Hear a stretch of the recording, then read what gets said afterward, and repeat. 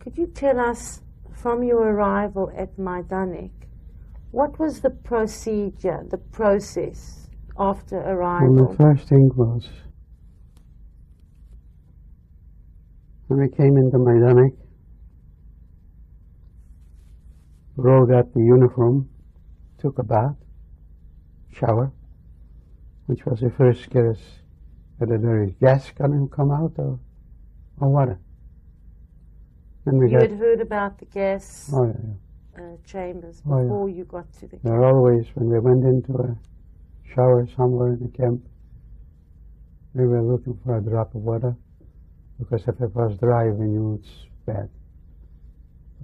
Apparently, it's always a shower. Otherwise, I wouldn't sit here. And when we got to the washrooms, which were used also for gassing, I look at the washroom and I said to the man, "This is the end of our line. This is not a washroom, this is gas chambers." You knew about that? I knew about it. How did you know that? Well, they were used before as an experimental thing. When you were in the camp? Yes. And at that time, the people were calling me an idiot. There's no such thing existing. Everybody's told us, don't eat, because it's hard to die when they give you the gas because your stomach is so full. And they were saying, you don't have to worry today about the gas chamber because they don't have no gas. We knew we were going to the gas chamber, right? But by some miracle, I don't know how, what, when, water came down instead of the gas. Majdanek was a World War II-era German concentration camp located in a suburb of the city of Lublin in eastern Poland. When the Soviets overran the camp in 1944, original propaganda claimed 2 million people were murdered at Majdanek. This was alleged by the deputy chairman of the Polish Soviet Extraordinary Commission, tasked with investigating the camp. Dr. Kudryavtsev is made the Commission's deputy chairman and answers most of the journalists' questions on August 25, 1944. In Majdanek, the German executioners killed roughly 2 million innocent people. They employed every method of mass murder here. This death toll of 2 million was advertised at the original Majdanek Museum. In 1944, 6 German guards were indicted on a death toll of 1,700,000 people murdered at Majdanek. Allied propaganda widely proclaimed that 1.5 million were murdered in a huge death factory of gas chambers and crematories. This figure was even entered into evidence by the Soviets at the Nuremberg trials. However, Majdanek was captured mostly intact, and a large amount of records and physical evidence has helped acquit the Germans of the original, outrageously inflated, purely propaganda death toll. Through the decades, the Majdanek death toll has precipitously dropped. In 1975, the reported death toll dropped to 1.38 million. In 1991, the death toll dropped further down to 360,000. In 1992, the Majdanek Museum officially changed the death toll to 235,000. This death toll was recorded on a plaque on display for years at the camp. In 1998, revisionist scholars Jürgen Graf and Carlo Matonio released their groundbreaking book, Concentration Camp Majdanek, a historical and technical study. After thorough research of archival material, Graf and Matonio estimated that 42,200 died at Majdanek, mostly due to catastrophically poor hygiene conditions at the camp. After the publication of their book, in 2005, Tomas Kranz, research director of the Majdanek State Museum, announced a revision in the official death toll to 78,000, including both Jews and Poles. The Majdanek Museum took their old sign and crudely removed the older, inflated propaganda death toll. You can even see ghostly remnants of the old numbers visible on the updated sign. Apparently, this threefold reduction in the death tolls wasn't enough to prop up the myth of an extermination camp, so the museum then changed the previous word died to killed. They also seem to have given up on displaying the number of prisoners that arrived at Majdanek, and covered that up as well. This new, museum-approved death toll is also disputed by revisionists.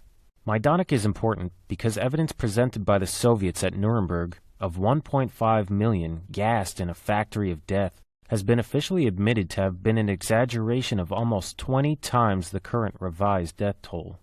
Holocaust revisionists, or Holocaust deniers, claim similar revisions are necessary at several other alleged extermination camps, including Auschwitz, Treblinka, Belzec, and Sobibor.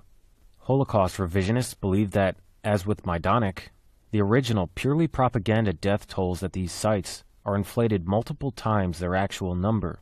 Revisionists claim that Majdanek was not an extermination camp, but a concentration and labor camp where the high inmate death toll was mostly due to disease, poor hygienic facilities, overcrowding, and chaotic wartime conditions.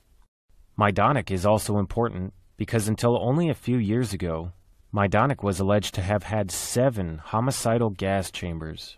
However, after pressure from Holocaust revisionists, who pointed out absurdities such as an easily breakable window inside the formerly so-called experimental gas chamber, museum administration has backed away from claiming 5 of these 7 rooms served as homicidal gas chambers, and now alleges 2 of the formerly 7 alleged homicidal gas chambers were used to gas prisoners.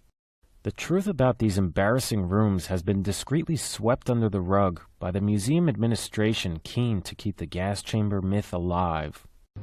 The larger Holocaust gas chambers disguised as shower rooms storyline falls apart when one examines the rooms formerly alleged to have served as homicidal gas chambers, as well as the 2 rooms still alleged to have been used as homicidal gas chambers in the Soviet-modified remains of the Bath and Disinfection 1 facility.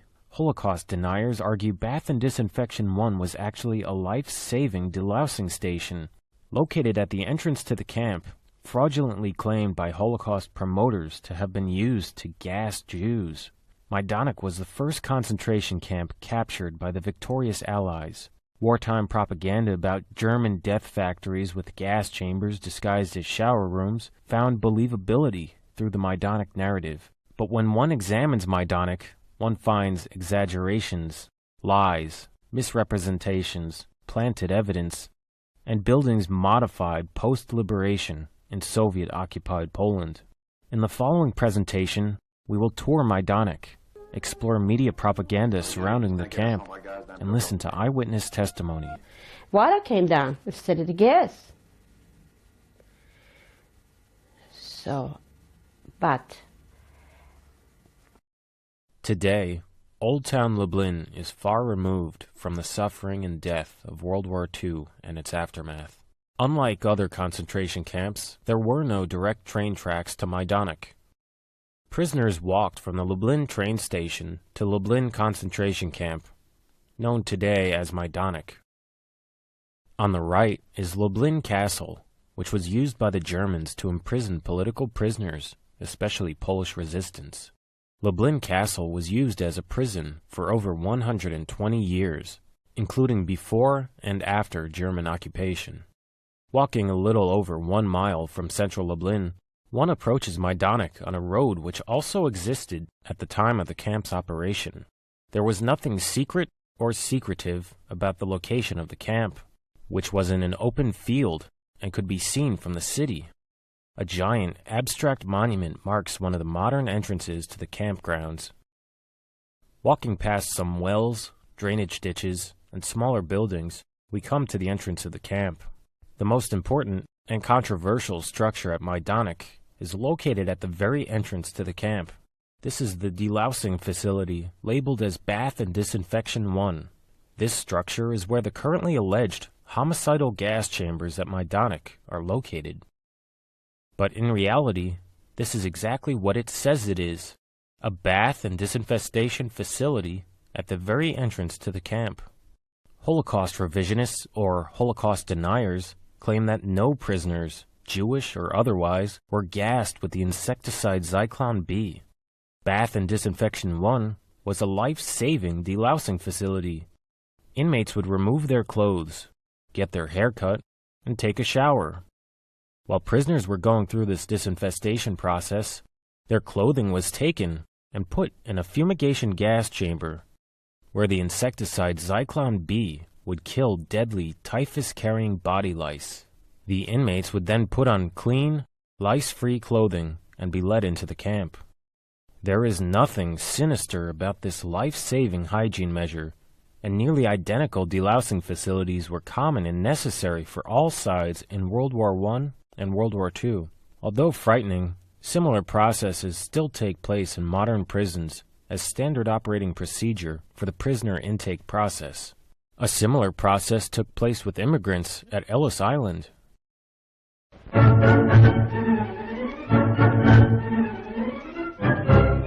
As this happens to be a case of old world typhus fever, which is known to be spread by the body louse, the contacts, those who have had association with the patient during the voyage, are first taken to the delousing plant.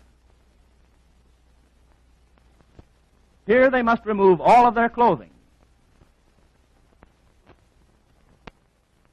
Thoroughly sprayed with soap and water. Next, they are sent under the shower. And finally, each one is sprayed with an insecticide that kills any lice or nits that may still remain in their hair.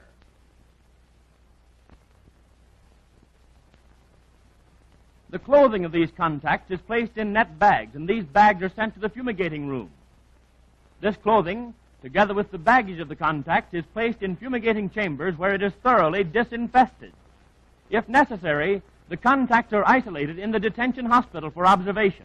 Every precaution is taken by the quarantine officers to prevent the introduction of disease into the United States. Tourists enter Bath and Disinfection 1 from this entrance. The museum labels this as the undressing room. Inmates would have to remove their clothing. They also had hair all over their body cut in order to prevent any areas where deadly typhus-carrying lice could thrive. Look at this disgusting video of an extreme case of head lice infestation of a child's scalp. If you had a case of severe lice infestation, wouldn't you also want to cut your hair, take a hot shower, and disinfest your clothing with insecticide?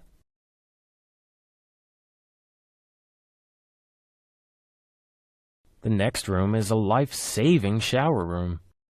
Here, inmates were put under a hot shower and disinfected with chemicals in these concrete tubs. This room, which is closed and has a frightening warning sign on it, is a boiler room which houses a hot water heater. It's standard operating procedure for anyone entering a prison to take a shower in order to remove lice, fleas, bed bugs, contagious bacteria, dirt, etc. One can see the easily breakable windows inside the shower room. Through the windows we can see the Bath and Disinfection 2 structure, which is a similar delousing station without alleged homicidal gas chambers. This structure does have disinfestation chambers, which were used on clothing. Bath and Disinfection 2 is closed to tourists. Supposedly, Bath and Disinfection 1 was used for men, and Bath and Disinfection 2 was used for women. No one claims anyone was gassed in this particular shower room today. However, weren't we told that Jews were gassed in gas chambers disguised as shower rooms? Yes, we were. Next, they were herded, up to 2,000 at a time, into sealed rooms disguised as showers.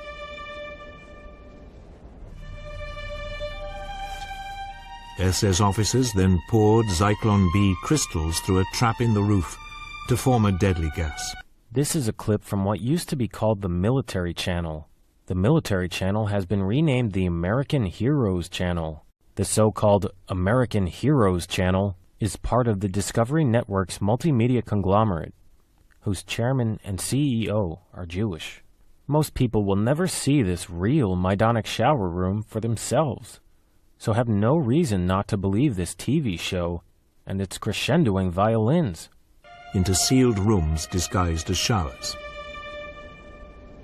This is not a sealed room disguised as a shower. It's a real shower. The celebrated German-American author Kurt Vonnegut was taken captive by the Germans during World War II. In his classic novel Slaughterhouse-Five, Vonnegut described what really happened during the typical intake process at German prisoners of war camps. POWs showered while their clothes were gassed with insecticide in a nearby room. The naked Americans took their places under many showerheads along a white-tiled wall. There were no faucets they could control. They could only wait for whatever was coming. An unseen hand turned a master valve. Out of the showerheads gushed scalding rain. Their rain was a blowtorch that did not warm. It jazzed and jangled Billy's skin without thawing the ice in the marrow of his long bones. The Americans' clothes were meanwhile passing through poison gas. Body lice and bacteria and fleas were dying by the billions. So it goes. Gullible tourists and Zionists take photographs in this shower room, applying sinister intent to it in their minds. After all, many were told that the Nazis designed murderous contraptions in which gas came out of the showerheads instead of water. Several propaganda films led us, our parents, and grandparents to believe this lie. A door with an airtight seal leads to the so-called disinfection room. Once the door had been locked behind them, they were poisoned with Cyclone B gas. These films did this primarily by hiding the windows in this shower room. In both this American propaganda film and the French documentary Night and Fog, the propaganda artists stationed the camera in the currently closed boiler room, the only possible place to fit a camera to avoid filming the windows. They angled the camera to imply that this was a closed, windowless, fake shower room inmates were tricked into entering and then subsequently gassed. They then cut to the metal delousing chamber doors, which were originally located in a separate building 40 feet away.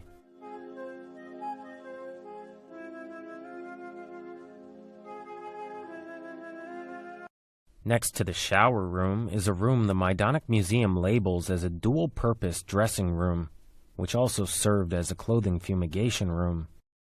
Visitors are surprised at the bright blue staining on the walls, floor, and ceiling of this room. This bright blue coloration is a telltale sign that cyanide gas was used in this room. But was cyanide used to gas Jews in this room? No.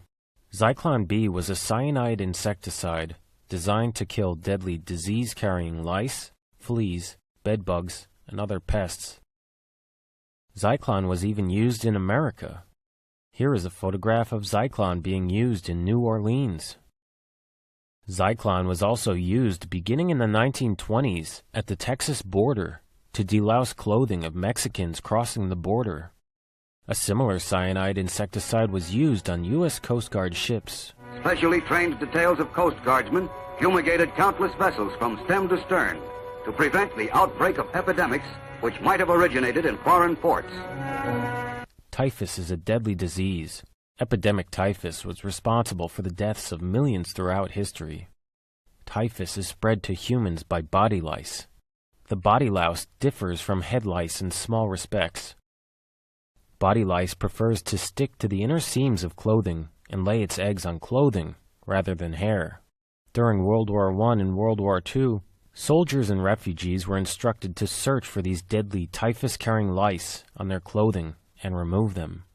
A common German sanitary slogan was, "One louse, your death." In the concentration camps, Zyklon B was necessary to delouse inmate barracks, clothing, blankets, and mattresses in order to keep prisoners alive and free of these deadly typhus-carrying lice. The Germans designed special delousing chambers, such as this, to disinfest clothing, blankets, and mattresses. Clothing was put into the room, usually on racks or hangers. A work crew came in, similar to this Coast Guard crew, and spread Zyklon B around. They sealed off and marked the room to ensure no one would enter. A heater was in place to heat the room to hasten the release of the cyanide gas. Proper ventilation after a gassing ensured the safety of those working in and around the facilities. The window provided light for the workers retrieving clothing after a fumigation. For over 6 decades, this room was claimed to have served as an experimental gas chamber used to gas prisoners. Museum administration even had a sign claiming as such, "Experimental gas chamber for exterminating prisoners with Cyclone B thrown into the chamber through holes in the ceiling." For over 60 years, the official claim was that SS men dropped Zyklon B into this room full of unsuspecting prisoners through these holes in the ceiling. The Polish-Soviet Commission reported, quote, "According to eyewitnesses, this chamber was the chief location used for the mass poisoning of human beings." Here you can see a group of Zionists in front of the old sign, reenacting the gassing of Jews. They are from the Jewish Agency for Israel. We can read the captions, "Hundreds pressed in gas chambers," and "Maidanic death camp." We can see that the Zionists reenacted imaginary Jewish gassings in 2003, when the death toll was 3 times higher than the official death toll today. The Zionists reenacting a supposed mass gassing are in this corner of the room. They are looking towards an easily breakable window. Anyone getting gas could have easily smashed the window and climbed out. Due to revisionist complaints about this room's easily breakable glass window, room within a room, and other documentary evidence, camp administration has quietly withdrawn the lie about experimental gassing having occurred in this room. This room is no longer claimed to have served as a homicidal gas chamber. Today, the Maidanic Museum claims this room served a dual purpose, as a dressing room when not in use for fumigations. The current museum sign reads, "The dressing room was also adapted to disinfect prisoners' clothes, using a chemical known as Zyklon B. To activate this, heated air was forced inside via pipes installed within the wall. The gas was ventilated through holes in the ceiling. The disinfected clothes were stored in the adjoining room, which currently displays a collection of Zyklon B cans." Numerous documents concerning the fur and clothing works of the Waffen-SS Lublin prove the disinfestation gas chambers in Bath and Disinfection 1 were designed and built for delousing fur and clothing, not mass gassing of prisoners. These holes in the ceiling were not used to drop Zyklon B gas into the gas chamber. These were ventilation holes to get the cyanide insecticide out of the room. You can see the well-constructed wooden frame and sharp square edges. A work estimate, an invoice from a Polish civilian construction firm, proves that these ventilation holes and chimney were created by a Polish contractor for the fur and clothing works of the Waffen-SS Lublin. Outside civilian firms routinely performed work inside Majdanek, including cutting these ventilation holes in the ceiling of this life-saving delousing gas chamber. Inside this larger room is what the Majdanek Museum labels as a storage room for disinfested clothes. In order to imply murderous intent, the museum administration stacked these empty Zyklon B canisters inside. Visitors then walk through this section, which connects this supposed dressing room, with the currently alleged homicidal gas chambers. But this connecting section was actually built in Soviet-occupied Poland in 1946. These were originally 2 separate structures before a convenient storm destroyed parts of the original structures. The buildings were connected to further the claim that inmates were tricked into showering and walking into gas chambers, to imply these structures served a deceptive, homicidal, rather than hygienic purpose. Originally, there was also a canopy over the fumigation chambers. This canopy was a common feature of delousing plants. The canopy was necessary to air out clothing after fumigation, protected from rain. These are photographs of a similar American delousing plant with canopy used during World War I in France. Visitors are shown 2 currently alleged homicidal gas chambers.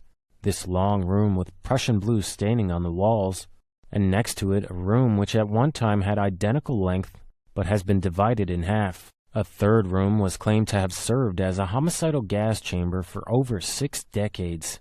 A sign located inside this room once read, "Reinforced concrete chamber for the extermination of prisoners with Cyclone B." Today, this room is no longer claimed to have been used to gas anyone and is closed to tourists. The original documents, correspondences, reports, cost estimates, and invoices verify the exact opposite of the Polish-Soviet Commission's conclusions. All of the gas chambers in the Majdanek concentration camp were designed and built exclusively for sanitary purposes as disinfestation chambers. The explanatory report, written by the chief of the Central Construction Office, explained the purpose of this facility. Explanatory report for the construction of a disinfestation facility for the fur and clothing works of Lublin. For purposes of disinfesting the arriving items of fur and clothing, a disinfestation facility, as per the diagram provided by the SS Economic Administration main office, is to be built on the grounds of the fur and clothing works of Lublin.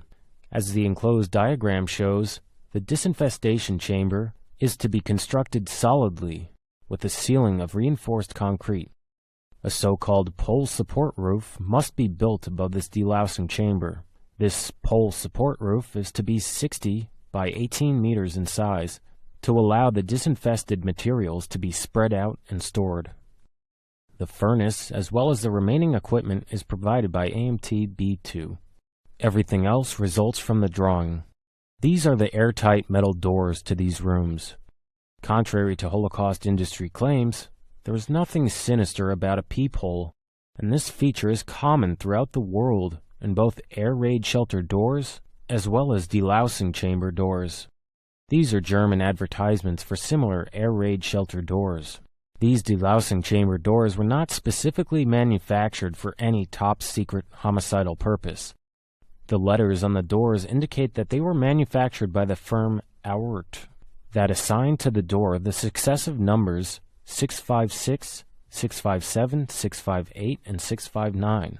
No one claims the Nazis had 659 different homicidal gas chambers, so the other 654 doors manufactured by this company also served life-saving purposes. Part of the cost estimate for the construction of disinfestation barrack for the fur and clothing works of Lublin reads 4 airtight iron doors, delivered by the contractor and installed with the fitter's aid, including all work involved in caulking and plaster work. So these doors were purchased for the disinfestation barrack of the fur and clothing works, and were not specially ordered, designed, and manufactured so the SS could watch Jews get gassed. In this long delousing chamber, we can see the telltale Prussian blue staining, which proves cyanide was used in this room. However, there is no hole in the ceiling, which, according to the Orthodox story, was used in order to drop Zyklon B into the chamber full of unsuspecting prisoners.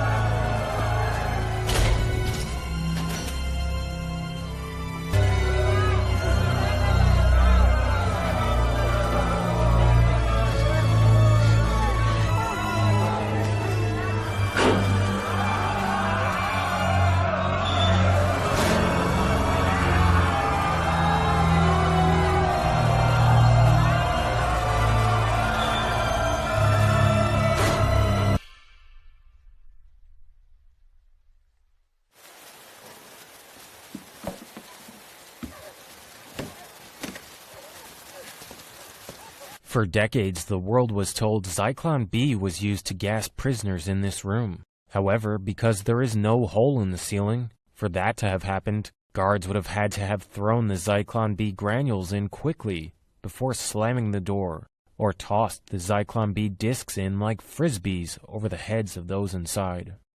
This is so absurd that current museum staff has backed away from claims that prisoners were gassed with Zyklon B in this room. They instead allege that carbon monoxide was pumped into this room through these pipes in order to gas prisoners. However, when one looks at the gas bottles on display in the alleged SS operation room, one can clearly read that these bottles contain CO2, carbon dioxide, not CO, carbon monoxide. Carbon monoxide is a deadly poisonous gas with few industrial uses, but carbon dioxide is the molecule we breathe out every few seconds. Carbon dioxide canisters such as this have a wide variety of industrial uses. If these carbon dioxide canisters were actually used in this location, some of the possible relevant uses for CO2 are as a coolant, to disperse air inside the rooms, as fire extinguishers, for use in dry cleaning, or mixed with other chemicals such as tea gas to form the insecticide known as Kartox. Photographs from when the Soviets captured Majdanek do not show these canisters at this location. Most of the original equipment has been stripped from the walls. The Polish-Soviet Commission reportedly discovered canisters of carbon monoxide. However, all that exists of these alleged canisters is a questionable photograph. This was the biggest murder case of all time. The biggest death factory in the world. The biggest murder case of all time. Yet the alleged murder weapon has disappeared. Nonetheless, these carbon dioxide canisters on display are definitely not the carbon monoxide canisters alleged by Holocaust promoters to have been used to gas Jews. Apparently, both Holocaust deniers and believers admit that clothes were routinely deloused with Zyklon B in this fumigation room. Outside, there is a shack for the heater, which would blow hot air into the fumigation chamber in order to hasten the fumigation process. Zyklon B was designed to release relatively slowly, if not acted upon by heat or other chemicals, in order to prevent accidents and save human lives. The U.S. Holocaust Memorial Museum claims, quote, "The furnace to the right was used to create carbon monoxide for gassing prisoners." No serious Holocaust promoting organizations, including the Majdanek Museum, claim this heater was used to gas prisoners. The U.S. Holocaust Museum just invents new lies to promote the extermination narrative. In this next currently alleged homicidal gas chamber, both carbon monoxide and Zyklon B are currently alleged to have been used to gas prisoners. However, one can see a lack of the large and obvious Prussian blue staining on the walls, which is a likely sign that no mass gassings with Zyklon B took place in this room. There is a hole in the ceiling.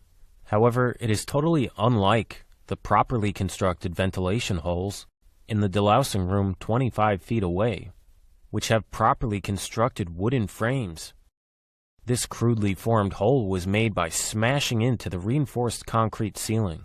Those who made the hole didn't even bother to cut through the rebar.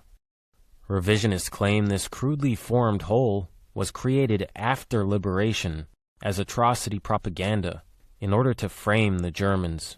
Evidence pointing to this is a report by Konstantin Simonov, a war correspondent for the Soviet military newspaper Red Star. Simonov entered Majdanek shortly after the Soviets overran the camp. Simonov reported in detail about rooms he witnessed. However, he mentioned nothing about any holes in the ceiling of this room. Instead, the original claim was that Zyklon B was poured into these pipes. Because this is a technically absurd impossibility, the story changed, and a hole in the ceiling was created in order to explain how Zyklon B could have possibly been introduced into the room. A similar crudely formed hole is also located in the room behind it, which is no longer claimed to have been used to gas anyone. Majdanek Museum administration doesn't answer questions as to why the Nazis smashed a hole in the roof of this formerly alleged homicidal gas chamber that today we're told they somehow decided never to use. An undeniable fact is that there are no fake shower heads or marks where they would have been in the ceilings of any of the alleged homicidal gas chambers of Majdanek. Thankfully, this intact bath and disinfection complex, although modified post-war by the Soviets, helps to acquit the Germans of charges of gas chambers disguised as shower rooms. Into sealed rooms disguised as showers. Because the real, operational, life-saving shower room is separate from the clothing fumigation rooms. To explain this incongruity, the Soviets told us prisoners first took hot showers to open their pores so the Zyklon B would work faster. Of course, all it takes for cyanide to work is to breathe it in. In the past, the museum claimed prisoners were also given baths here before extermination in gas chambers in order to quiet them down, a misspelling of quiet. And this is ignoring the concrete tubs used solely to disinfest inmates in order to keep them alive. The only gas chambers in this life-saving bath and disinfection 1 structure were fumigation rooms used for the delousing of clothing, furs, blankets, and mattresses, with the insecticide Zyklon B, not extermination of prisoners. Original German documentation, including correspondences, budget, invoices, and plans, speak of disinfestation rooms for the fur and clothing works, and absolutely nothing about homicidal gas chambers. But you still haven't heard the complete truth about Bath and Disinfection 1. Examining Bath and Disinfection 2, the nearly identical delousing plant parallel to Bath and Disinfection 1, reveals the Majdanek Museum's grand deception. Bath and Disinfection 2 was nearly identical to Bath and Disinfection 1. However, Bath and Disinfection 2's disinfestation chambers are located inside the building rather than externally and separated from the building. Looking at the original German plans, we can see that Bath and Disinfection 2's layout is a nearly identical mirror image of Bath and Disinfection 1. The original plans for Bath and Disinfection 2 reveal that prisoners went through these bath and disinfection buildings the opposite way gullible tourists are herded through today. Before this connecting structure was erected after the war in Soviet-occupied Poland, this covered-up doorway is actually where prisoners would enter. On the original German plans for Bath and Disinfection 2, we can read the abbreviated letters EING, short for Eingang, or entrance. Not only has the museum closed Bath and Disinfection 2 to tourists, they have also boarded up the original entrance. So the Majdanek Museum has covered up the original entrances to both Bath and Disinfection 1 and 2. As for the next room, we can read Unmeldung, the German word for registration. This small room with a window was actually where inmates would register their names and be assigned a prisoner number. A German sat behind a desk and wrote prisoner information in a book. In the room which corresponds with what was once labeled an experimental gas chamber, we read the label Auskleiderraum, which proves this was actually the undressing room, not the dressing room as labeled by the museum today. The darkened room with frightening Zyklon B canisters that the museum labels as a clothing storage room is labeled on the German plans as Scherraum, or haircutting room. This area where Zionists reenacted imaginary mass gassings is where dirty clothing would be stacked. Bath and Disinfection 2 has non-cyanide disinfestation chambers inside the facility. Clothing would pass from the unclean side through a disinfestation chamber to the clean side. Prisoners would first shower and then dunk in disinfestation fluids. It was common for disinfestation fluid and powder to remain on prisoners in order to continue its action. Prisoners would then receive clothing in the room titled Kleiderausgabe, pass the Kesselhaus, or boiler room, put on their clothes in the Unkleideraum, or dressing room, and walk out the Ausgang, or exit, towards their assigned field inside the camp. The Majdanek Museum erected this connecting structure on Bath and Disinfection 1, covering up its original entrance. They boarded up the original entrance to Bath and Disinfection 2. They deliberately mislabel rooms to make you believe prisoners were tricked into walking towards homicidal gas chambers after taking a shower. In fact, prisoners entering the camp walked away from the delousing gas chambers in the opposite direction, through an entrance currently covered up by a post-war building modification. Despite abandoning 2, of the 4 alleged homicidal gas chambers in Bath and Disinfection 1, the Majdanek Museum is continuing to lie, proving they deliberately mislabel rooms, proving prisoners actually walked away from the gas chambers, collapses their entire extermination narrative. The truth about Bath and Disinfection 1 is the complete opposite of what the Holocaust industry wants you to believe. It was not used to gas Jews, but to save lives. Claims that Bath and Disinfection 1 was used for homicidal gassing rely on bogus rumors, propaganda, hearsay, and fraudulent eyewitness testimony. Eyewitness testimony suggests that rumors about gas chambers disguised as shower rooms were spread by the prisoners before even arriving to the camp. When we came into Majdanek, Ro got the uniform, took a bath, shower, which was the first guess whether there is gas going to come out or water. Then we You got, had heard about the gas chambers Oh, yeah. before you got to the there always, when we went into a shower somewhere in the camp, we were looking for a drop of water, because if it was dry, we knew it's bad. And when we got to the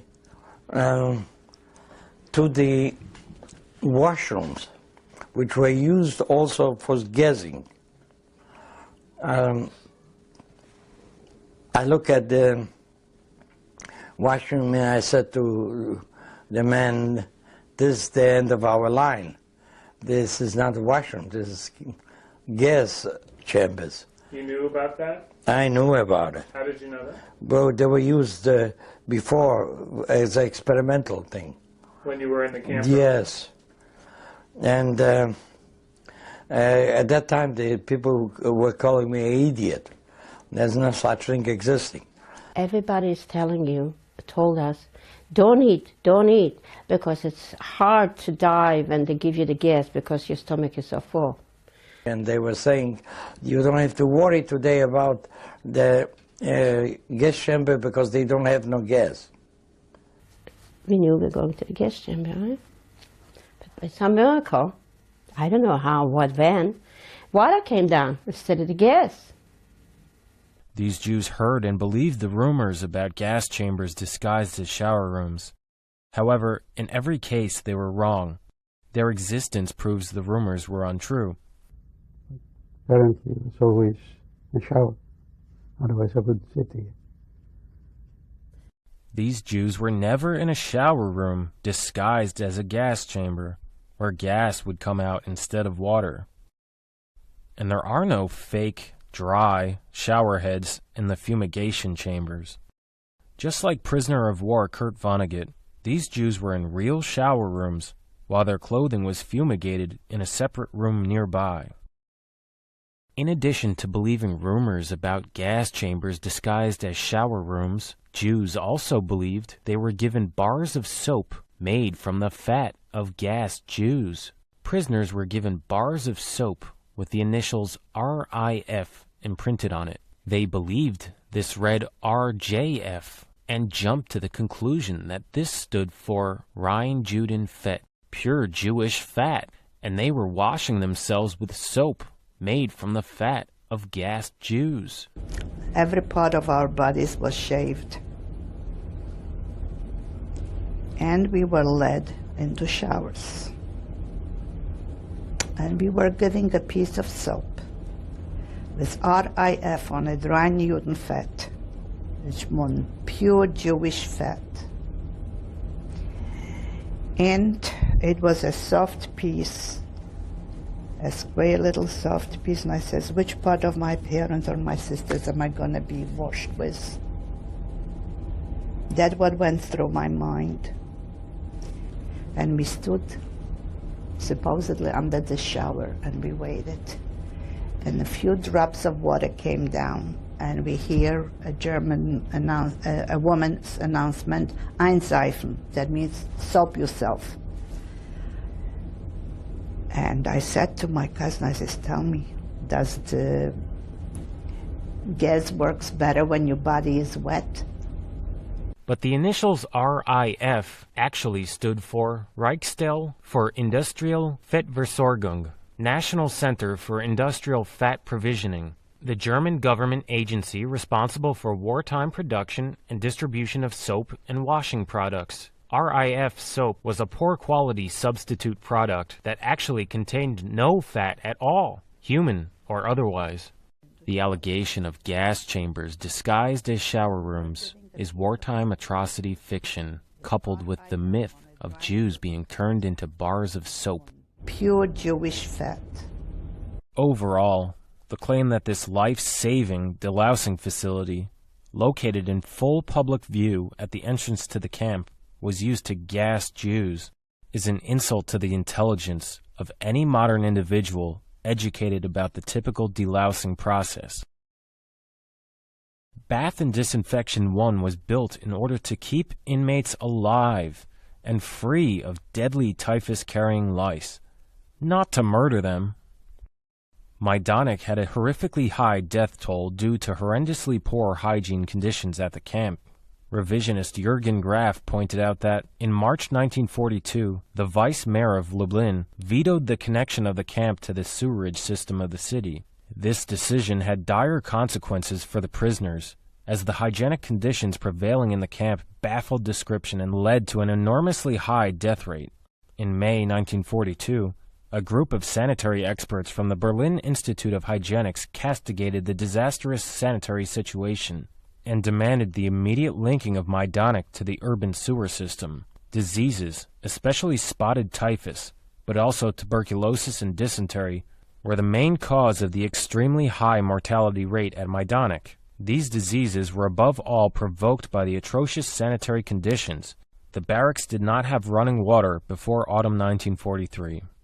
Signs of German companies which were proud to work for the SS at Majdanek.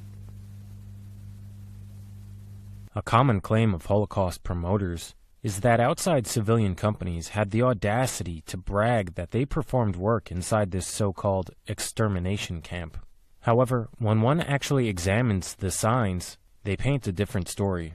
This German sign translates to central heating of all types, drainage, sanitary facilities, treatment plant pumps. The companies who advertised their services from this company, hired to improve living conditions at the camp, to the manufacturer of the delousing chamber doors, had nothing to hide, and did not create any specially designed mass extermination equipment whatsoever. These outside civilian firms could have blown the whistle on an extermination program at any time, if it were actually happening. However, we can clearly see outside civilian companies such as this were brought in to improve hygiene conditions, add heating, and in fact, save prisoner lives. Majdanek had hospitals for prisoners. The Red Cross was also allowed to send packages to prisoners. Initially, the hospitals were given inadequate supplies. Typhus, tuberculosis, dysentery, pneumonia, and malaria waged a deadly toll on both prisoners and even guards. Such terrible conditions are not confined only to German-run prisoner-of-war camps. Throughout history, and during World War II, high death tolls at prisoner-of-war camps weren't rare occurrences. During the American Civil War, Camp Sumter, also known as Andersonville Prison, was the site of the death of nearly 13,000 Union soldiers. The chief causes were overcrowding, poor water and food supply, and unsanitary conditions, which led to deaths, primarily due to scurvy, diarrhea, and dysentery. During World War II, Germans imprisoned in American-run POW camps suffered under conditions similar to the conditions at Andersonville. Terrible conditions in prisoner-of-war camps, especially those in active war zones, are simply one of the cruel realities of war, and not proof of a deliberate extermination program via homicidal gas chambers. History shows that massive movements of people during wartime leads to the rapid spread of deadly contagious disease. During World War I, pandemic Spanish flu killed millions more people than the actual war. Also during World War I, typhus caused over 3 million deaths in Russia, Poland, and Romania.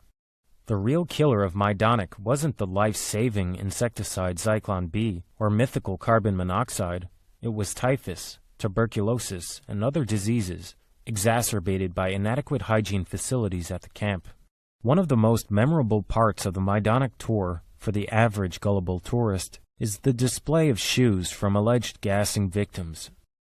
We're supposed to believe that the mere presence of these shoes is proof that their former owners were murdered. Projectors display ghostly, sentimental photographs of the alleged gassed former owners of these shoes. However, everyone who entered Majdanek and similar camps had to turn their shoes in. Inmates were given inexpensive replacement shoes, such as these, or wooden clogs. The same process occurs today at modern jails and prisons. In addition, tens of thousands of shoes collected at other locations were brought to Majdanek for repair and redistribution. Directly across from this barrack where the shoes are on display is one of the biggest buildings at Majdanek, the shoemaker's workshop. Not only did the Germans collect shoes confiscated from prisoners, thousands upon thousands of new shoes and boots were made at Majdanek. This witness undermines both the Orthodox Treblinka and Majdanek narratives. Like most of the other Jews in this presentation, he was transited through Treblinka, a fraudulently alleged pure extermination camp where almost everyone was supposedly gassed immediately, and transited onward to Majdanek. They put us back in the cars. In the morning we came in from Treblinka back to Lublin. City of Lublin, it's very close to Majdanek. At Majdanek, his job was to break in the new shoes created at Majdanek for German soldiers on the Eastern Front by walking around in them. What was my group? They tried to break in shoes for the front line, for the soldiers. New shoes, no socks. You walked the whole day. Could you imagine walking around a whole day? And we walked around for another few days, breaking in those shoes. Overall, the presence of confiscated and freshly made shoes at Majdanek is not proof of mass gassing. The Germans collected these shoes and used them to further their war economy. In another section of Majdanek are the former inmate barracks. What's most noteworthy are what are clearly cribs for children and infants. The Orthodox Holocaust story is that everyone under working age was immediately gassed. Children, the old, and most of the women went straight to the gas chambers. Supposedly, young Jews would often lie about their age upon arrival at camps, believing this rumor. However, these bunk cribs show that children at Majdanek were kept alive, fed, and clothed. Children clearly routinely passed through the bath and disinfection buildings, took real showers, and were not gassed. During World War II, Japanese-American children were also placed in internment camps in America, including the Manzanar concentration camp in California. Their parents, most of whom are American citizens, and their grandparents, who are aliens, immediately wanted to go to work. Take a look at these bizarre concrete pillars. Revisionist David McCalden pointed out that these were originally chimneys for the stoves which provided heat for the barracks.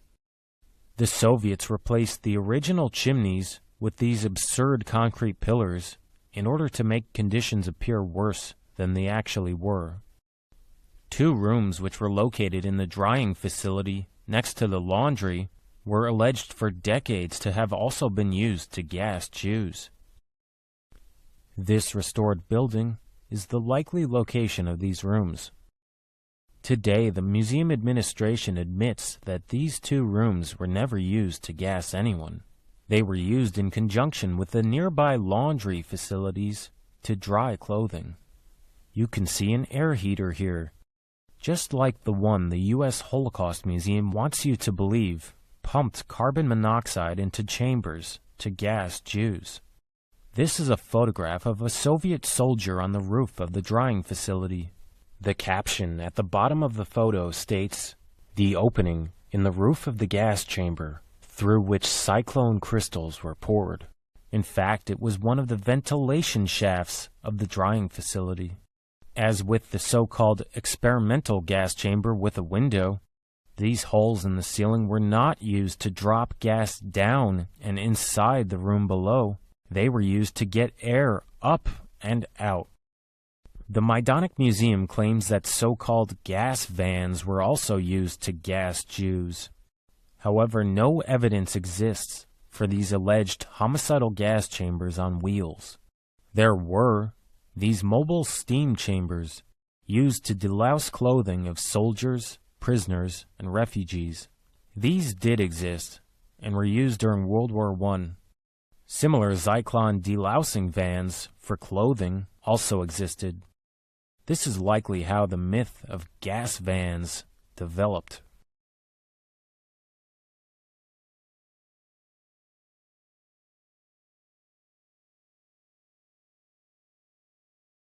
On display at Majdanek is this sculpture made by prisoners, titled Little Castle. Here's another sculpture made by a prisoner. These art projects help to paint a very different picture from the extermination camp legend. In the opposite corner of the camp is a monument alleged to hold the ashes of those cremated at the nearby crematorium. There are bones in the pile. However, this doesn't appear to be mostly ash. Rocks, glass, and concrete litter the pile. The ash mound is Soviet-style theatrical propaganda. This alien flying saucer-style concrete structure and contents were created when the purely propaganda death toll was multiple times higher than today. Outside of the ash mound are trenches alleged to have been used to murder over 18,000 healthy and productive workers in a single day. The so-called Operation Harvest Festival is in dispute by revisionists. Next to the ash mound is the reconstructed crematorium. This crematorium was burned by the Germans shortly before abandoning the camp and was rebuilt by the Soviets. Crematories at concentration camps were necessary because of the large amount of contagious diseased corpses and are not proof of an extermination program. Similar crematoriums are mandated to stem the current Ebola outbreak in Africa. Cremation was a necessary hygiene measure in order to stem the spread of disease, especially typhus. Heinrich Himmler denied the factory of death gas chamber propaganda. He said the Jewish masses were infected with terrible epidemics. In particular, spotted typhus raged. I myself have lost thousands of my best SS men through these epidemics. In order to put a stop to the epidemics, we were forced to burn the bodies of incalculable numbers of people who had been destroyed by disease. We were therefore forced to build crematoria, and on this account they are knotting a noose for us. Himmler supposedly committed suicide while in British custody. Today there is a modern Christian cemetery located next to Majdanek, which is about the same size as the entire camp of Majdanek. The cemetery wanted to build a crematory, but various Jewish groups put a stop to it. The chairman of the Polish-Soviet Commission led Western journalists around Majdanek on a guided propaganda tour. They bought everything the Soviets claimed, even impossible cremation times. The chairman of the investigative commission accompanies the journalists. He explains to them the crematorium built in 1943 and set on fire as the Germans retreated on July 22, 1944, and shows them its 5 ovens and the gas chambers which could burn 2,000 corpses a day. There is no possible way these 5 ovens could have burned 2,000 corpses in one day, as originally claimed, and this is a huge hole in the extermination camp narrative. The bottleneck of any imagined extermination program is corpse disposal. The old crematorium at Majdanek only had 2 oil-fueled ovens. Due to the high inmate death rate due to disease, this new crematorium with 5 ovens was built in order to cremate contagious, diseased corpses. It was only completed in autumn of 1943. This new crematorium has 5 ovens. Nowhere near 2,000 corpses a day could be cremated in this facility. If we generously estimate it took 1 hour to cremate a body, Taking into account additional processing and cleaning times, even if these ovens were running 24 hours a day, less than 100 corpses could be cremated per day at Majdanek. Considering prisoners were dropping like flies from epidemic typhus, it was impossible for the Germans to have been gassing thousands of prisoners, on top of the disease death toll. There weren't enough ovens to dispose of all the bodies. Before this new crematorium was built, Majdanek actually couldn't cremate the amount of prisoners dying from disease. Because of this, revisionists Carlo Matonio and Jürgen Graf theorized that the rooms behind Bath and Disinfection 1 temporarily had to serve as makeshift morgues. This would explain the piping and carbon dioxide, which can be used to cool and preserve the corpses until they were cremated. Inside the crematorium is a typical table used to perform autopsies. The museum wants visitors to believe this table was used solely to retrieve valuables hidden in the lower orifices of dead prisoners. But this table was used for autopsies, which were performed to determine cause of death, which was recorded. Ellis Island, which had a similar delousing process, also had a morgue and crematory. What's most important about this reconstructed crematory is what the Majdanek Museum doesn't want you to know. For over 6 decades, one of the rooms inside was alleged to have been a homicidal gas chamber. A sign inside once read, "A gas chamber built to exterminate by means of Cyclone B." In the classic revisionist film, The Holocaust Revisited, revisionists David McCalden and Andrew Allen pointed out this gas chamber hoax. Let's take a look at what else they had. This lobby room leads into the actual gas chamber. We're in the gas chamber right away. I'm sorry about it being so dark, but we did bring a little flashlight, and it isn't quite sufficient. But in any case, in this room, the gas is supposed to be dropped in through this hole in the ceiling, and you'll see that quite obviously this hole has been made after the war. It's just been chipped away by somebody with a very rough chisel or hammer, perhaps, and they didn't have good enough tools to cut through this reinforced steel. This is a very heavy-duty room, and obviously the roof is reinforced with this web of steel, and they didn't have tools to cut through this like they did at Auschwitz, so they just left it the way it is, and I hope that people would be gullible enough. The theory was that the SS man would be up in the rafters of the building, and he'd drop the Cyclone B pellets down onto the people standing here, and they would presumably be killed by the Cyclone fumes. However, there's a couple of problems with that scenario. First of all, there's the door we just came through. It appears that it had hinges at one time. There's another door over on this side, which leads out to another room, and this too appeared to have a heavy-duty door. However, the problem remains about aerating the room after the extermination. There's no fans, and there's no doors to the outside world. So what do they do with the fumes after the extermination? There's also a couple of windows here, which appear to have heavy-duty glass in them at one time. Another problem with this fake gas chamber is the floor drain located under the alleged hole used to drop Zyklon B in. If this were actually used, the Zyklon B pellets would have fallen down into the floor drain. This crude hole is similar to the crudely formed hole in the Bath and Disinfection 1 complex's currently alleged homicidal gas chamber, and the room behind it, formerly alleged to have been a homicidal gas chamber. The hole in this fake gas chamber in the crematorium building is even cruder. They didn't even bother to make a wooden shaft. Revisionists believe this hole was made sometime after the Polish-Soviet Commission released their report. This hole is not mentioned in any of the original reports. Konstantin Simonov, correspondent for Red Star newspaper, reported the presence of piping inside this room. This is when the original, unsustainable story was that Zyklon was poured in through the piping.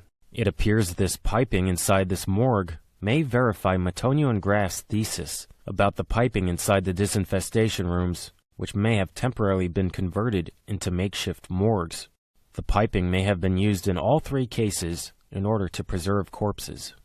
Within the past few years, the Majdanek Museum has backed away from the claim that this room was used for homicidal gassings. Today, no signs claim this room was used for gassing.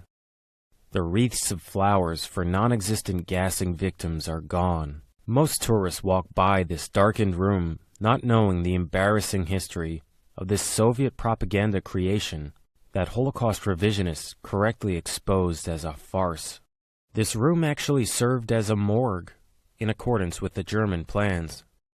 Desperately needing to hold on to some aspect of an extermination camp, today a sign inside this darkened room claims executions were carried out here. But what method of executions? Who knows? This sloppy, whole hoax exposes the larger Majdanek gas chamber hoax.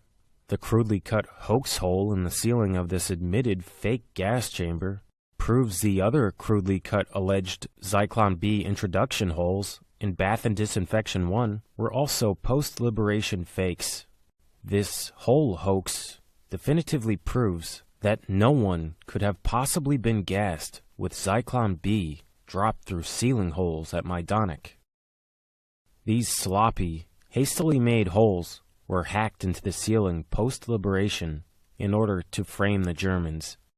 Under proper lighting, one can supposedly see scratches in the gas chamber walls, allegedly made by gassing victims in their death throes. This is similar to those scratch marks gullible tourists fall for at Auschwitz. This propaganda technique of creating marks in walls, claiming they were made by dying, tortured victims of Nazis, was also pulled by the Americans. As of December 2014, if one goes to the United States Holocaust Memorial Museum website and searches the Steven Spielberg Film and Video Archive for gas chamber, the first result is this video. It's titled, Exhumation, Inspection of Gas Chambers, Lieutenant Hodges. This is footage taken shortly after the liberation of Paris of an alleged Gestapo torture chamber near the Eiffel Tower. We read, World War II interiors of gas chamber used by the Germans in the execution of prisoners. Demonstrating method of securing prisoners in gas chambers. Various close-ups, pipes leading into room.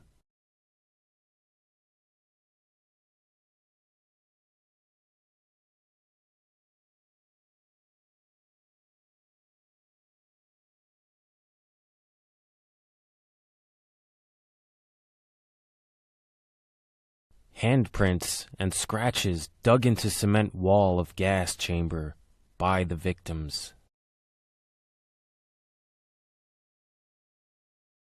Think, can human beings make entire handprints in hard concrete walls? Or did the Nazis gas Jews in a room full of windows, for some reason, against wet concrete? To anyone with half a brain, this film is clear evidence of an Allied propaganda hoax. Unfortunately, most people just accept whatever the government, media, or religion tell them to believe. The original propaganda hoax claimed these handprints were made by victims set on fire, and this material, that looks like concrete, was asbestos. However, the U.S. Holocaust Museum, always looking to create entirely new hoaxes, wants the gullible public to believe that these handprints were made by gas chamber victims. Some gas chamber. These handprints are not evidence of German atrocities. They are evidence of a deliberate Allied psychological warfare campaign to demonize and demoralize the soon-to-be-defeated Germans. The U.S. Army's Psychological Warfare Division was overwhelmingly Jewish and were involved with modifying buildings for their filmed propaganda.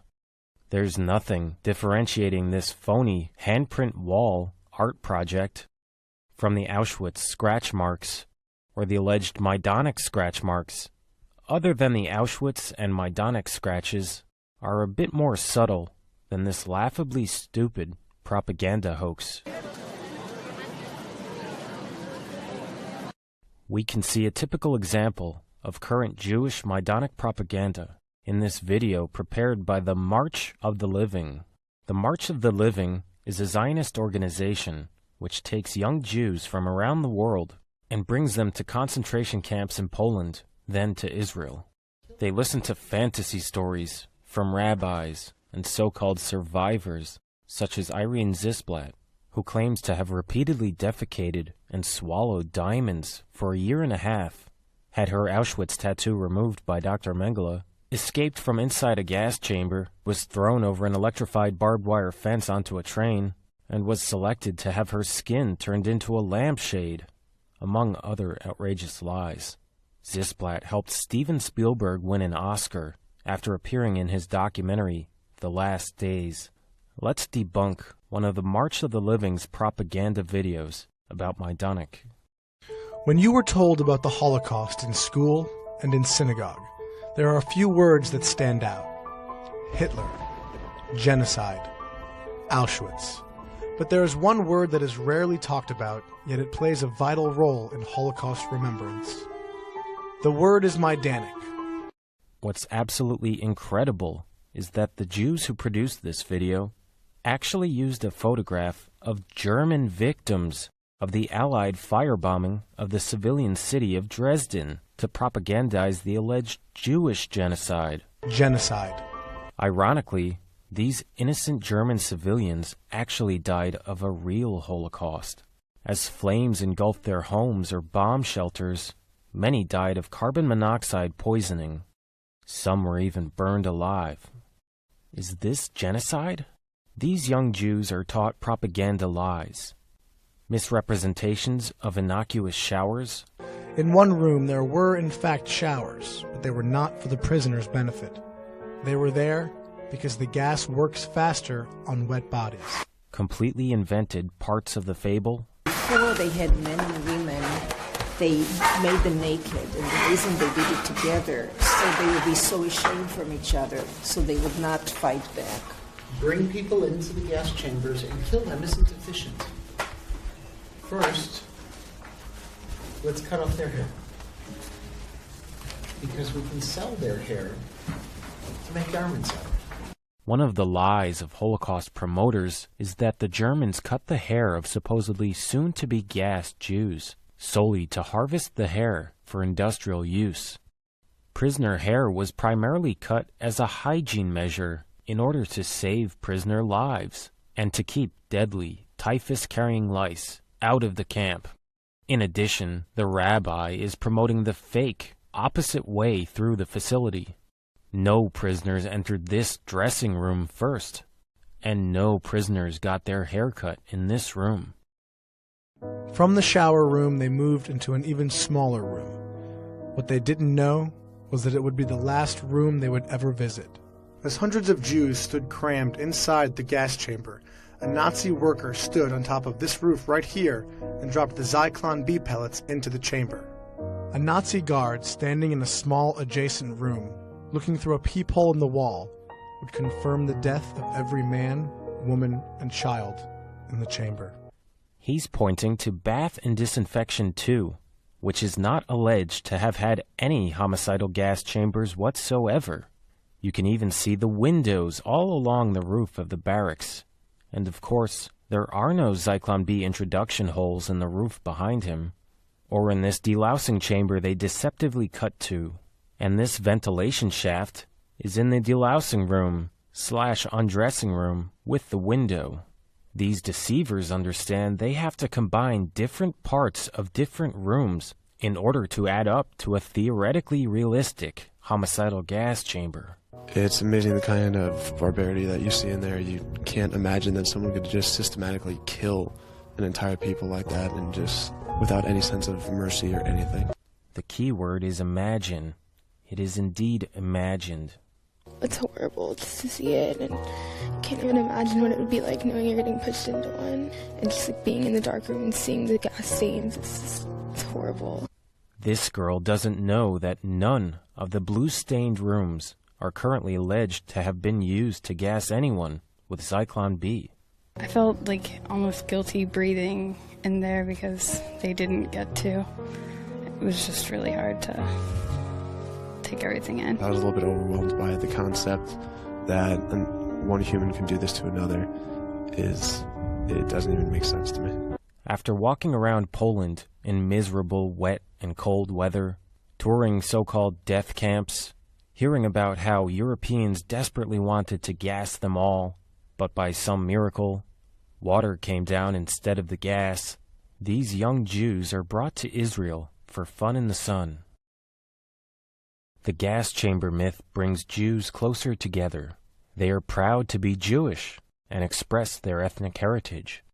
Being here also, gives a very big sense of pride of being Jewish, Am Yisrael Chai. The gas chamber myth pushes Europeans apart. Jewish-owned media conglomerates inundate the gullible public with Holocaust gas chambers disguised as shower rooms propaganda, guilting Europeans to hate their people based on bogus atrocity lies.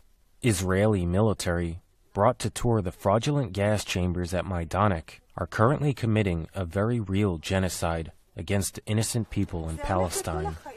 Perhaps these Jews believe murdering Palestinian babies is justified because they were taught about extermination gas chambers disguised as shower rooms at Majdanek. But there's no March of the Living for these dead Palestinians. Majdanek was the first major concentration camp liberated by the victorious Allies. Unbelievable wartime propaganda about German death factories with gas chambers disguised as shower rooms found believability through the Majdanek narrative. However, when one actually looks at the evidence, one finds proof not of extermination gas chambers, but of life-saving delousing facilities. One finds proof not of a factory of death, but of a deliberate psychological warfare campaign to con the world into believing the gas chambers disguised as shower rooms, atrocity propaganda. Majdanek is important because it is the best example of the victories of Holocaust revisionism. The outrageously inflated Soviet propaganda death toll of 2 million has precipitously dropped due to revisionist logic and archival research. 5 of the 7 originally alleged homicidal gas chambers have been officially admitted to never have served as homicidal gas chambers. And with further education through revisionist media, the truth about the remaining 2 fraudulently alleged homicidal gas chambers of Bath and Disinfection 1 will be known. Majdanek was a place of very real suffering and death, which has been exaggerated and exploited for sinister purposes. The Majdanek gas chamber myth is a microcosm of the larger Holocaust hoax. After an American propaganda crew constructed this handprint wall art project, an American propaganda crew faked the Dachau gas chamber, lowering the ceiling of a real shower room and installing dummy shower heads. Today, the Dachau Museum admits this film propaganda set was never used as a gas chamber. A sign inside once read, "Gas chamber, disguised as a shower room, never used as a gas chamber." After the Soviets faked the gas chamber in the Majdanek crematorium, they faked the gas chamber at this Auschwitz crematorium, which has a wooden door with a window and a Soviet-built chimney which isn't connected to anything. It just comes out of the ground. Majdanek Museum's staff is engaged in damage control, trying to make a Soviet propaganda hoax somewhat more believable for the 21st century. The Polish-Soviet Commission came to completely wrong conclusions. Their conclusions about the use of cremation ovens, Zyklon B pesticide in gas chambers, and a death toll of 2 million were pure propaganda with no basis in reality. Majdanek is the foundation of the Holocaust industry claim that Zyklon B pesticide was used for mass murder, and crematories were used to quickly dispose of gas chamber victims in an extermination camp, factory of death. Holocaust hoaxers are holding on to this libelous charge for dear life. If they surrender and admit Bath and Disinfection 1's life-saving purpose, the Holocaust house of cards collapses. Majdanek is a display of the worst of humanity: war, cruelty, suffering, death. deception, gullibility, propaganda, lies, manipulation. The gas chamber hoax has become a self-serving, Jewish supremacist religious myth which has no place in modern society. Only the big lie technique keeps the gas chambers disguised as shower rooms myth alive 70 years on. The revisionist message is simple. Water came down instead of the gas. Water always came down instead of the gas.